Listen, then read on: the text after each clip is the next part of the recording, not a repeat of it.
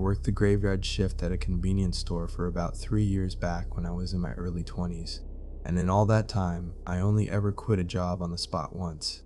You might think it was some big dramatic thing, a robbery or something, but it was much quieter than that, much slower, and that's probably why it still gets under my skin.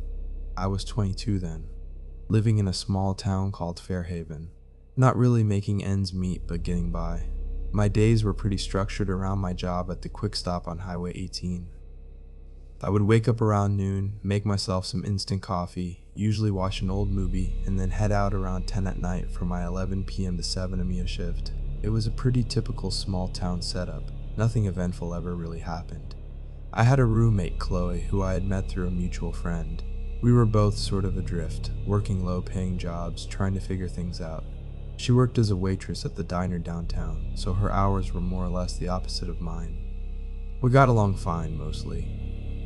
She was a bit messy, and she had this habit of talking in her sleep, which was honestly a little annoying, but mostly just funny. When we first moved into that duplex, it seemed like a good deal. 2 bedrooms, a decent living room, a small kitchen, and a shared bathroom. It was old, the kind of place with creaky floorboards and windows that rattled when a truck drove by. But it was cheap, and that was good enough for us. The landlord was an older guy, Mr. Henderson, who lived 2 towns over. He was pretty hands-off, which I liked. We rarely saw him, just mailed him a check every month. He had mentioned something about an attic when we signed the lease, saying it was mainly for storage for him, and that it wasn't accessible from our unit. He said there was a hatch in Chloe's closet, but it was just a locked panel and not to worry about it. That made sense. It was a duplex, so the attic probably spanned both sides, and maybe the other unit had access or he just used it for seasonal stuff. I didn't think much of it at the time. Chloe's sleep talking started about a month after we moved in. At first, it was just mumbles, sounds, nothing understandable. I would hear it through the thin walls of our bedrooms. Sometimes I would even open her door a crack, just to listen for a second before going back to bed, a little amused. It was always after her late shifts when she was really tired. She'd come home, drop into bed, and just start mumbling. I started to joke about it. I told her the next day that she was keeping me up with her nightly sermons, laughing it off. She would always just shrug, maybe say sorry, and then forget about it. She never remembered any of it. After a few more weeks, the mumbles started to become more distinct. Short phrases, fragmented sentences, nothing that made any sense. Things like, the green dog is here, or don't forget the eggs for the moon. Just absurd, dream logic stuff. One night, I was particularly bored. My shift had been slow, just a couple of regulars and a lot of stacking shelves. I came home around 7:30 in the morning, got my coffee going, and Chloe was still asleep. I heard her start up again, a low, guttural murmur at first, then something that sounded like, he keeps watching. I thought it was hilarious. So I grabbed my phone, opened the voice recorder app, and held it up to the wall just to get a few seconds of her weird dream talk. My plan was to play it back for her later, just to tease her. A harmless prank, I figured. It worked out exactly how I thought it would. Later that afternoon, when she was finally up, rubbing the sleep from her eyes, I ambushed her in the kitchen. "Here," I said, "you gotta hear this." I played the small snippet I had recorded. It was faint, a bit muffled, but you could definitely hear the odd phrase, "he keeps watching." Chloe's eyes went wide for a second, then she scoffed and laughed. "Oh my God," she said, "that's so creepy." I told her I was going to make a whole album of her sleep talk, and she just rolled her eyes, but I knew she found it funny too. It became a running gag between us. If she had a particularly long night at the diner, I would sometimes record a few seconds of her sleep talking, always playing it back for her the next day for a laugh. It cheered her up, and it broke the monotony of our roommate life a little. Most of the recordings were exactly as you'd expect, nonsense, disjointed thoughts, snippets of conversation that made no sense.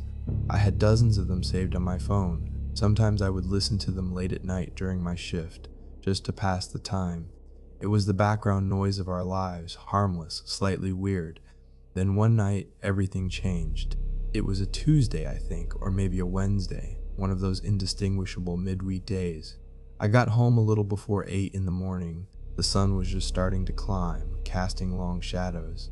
It had been raining for most of my shift, a light, steady drizzle, so everything felt damp and quiet. I unlocked the front door, kicked off my shoes, and headed straight for the kitchen to make coffee. Chloe was still asleep, which was normal. I heard the usual mumble from her room. This time I thought, I'll try to get a longer one, maybe a full minute.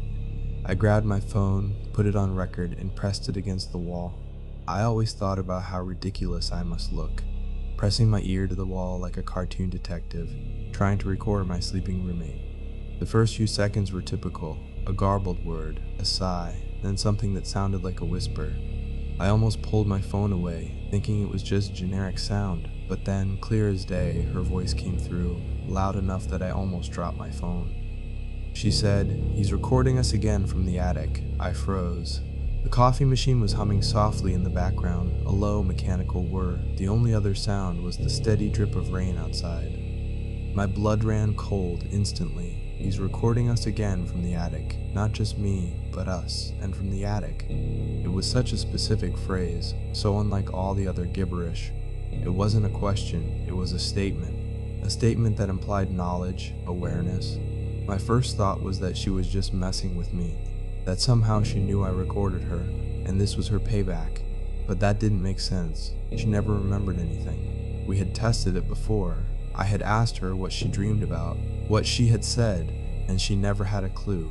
She would always laugh when I played the recordings, genuinely surprised. Plus, the attic thing. We didn't have attic access, and even if she had somehow dreamt of an attic, why would she link it to me recording her? Why the word us? I stood there for a long time, phone still pressed to the wall, heart hammering against my ribs. I waited for her to say something else, to mumble another absurd phrase to put my mind at ease, but she just went silent. A deep, heavy silence. I eventually pulled my phone away, my hand trembling slightly. I stopped the recording and just stared at it, the little red light on the screen blinking. I didn't play it for her that day. I couldn't. The thought of it, of her hearing those words, sent a chill down my spine. It felt different. It wasn't funny anymore. It was unsettling. I tried to push it out of my mind, telling myself it was just a random dream fragment, a coincidence. Our brains do weird things when we sleep.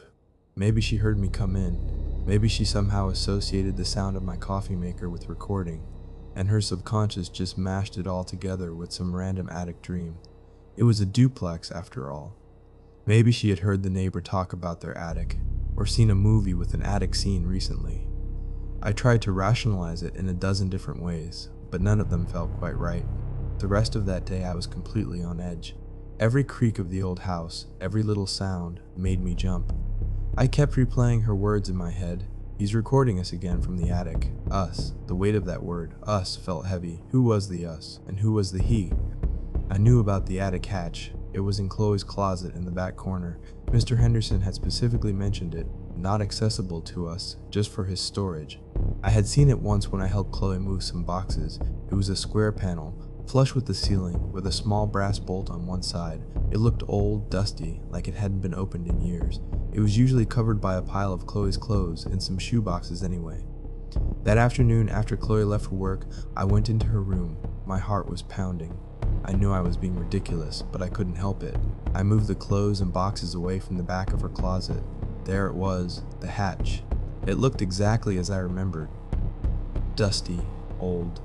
I reached up and tried the bolt. It was stiff, rusty, but it was definitely locked. I even tried pushing on the panel just to make sure. For a moment, I felt a wave of relief wash over me. See, I told myself, just a dream.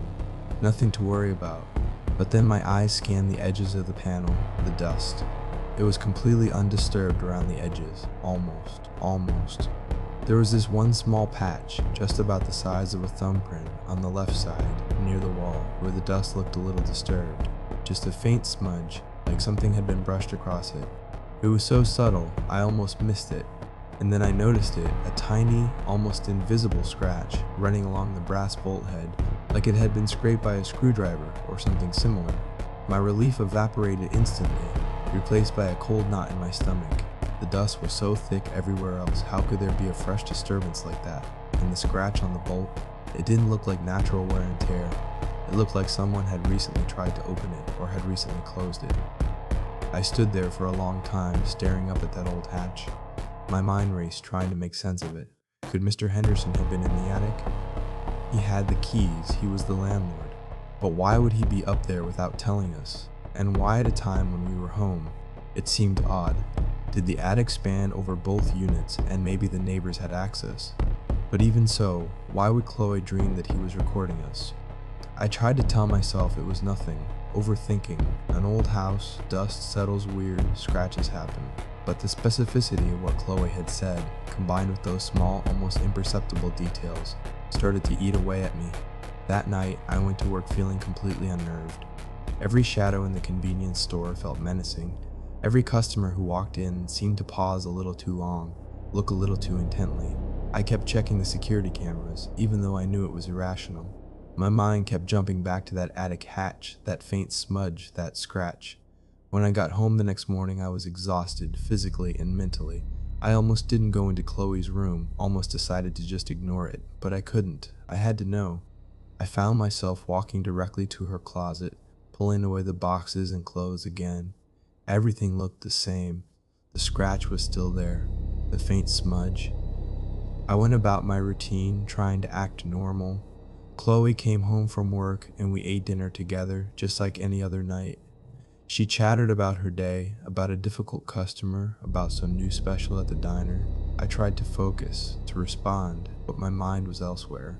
I kept looking at her, wondering if she had any idea what she had said, if she felt anything strange, if she had any inkling of the unease that was consuming me.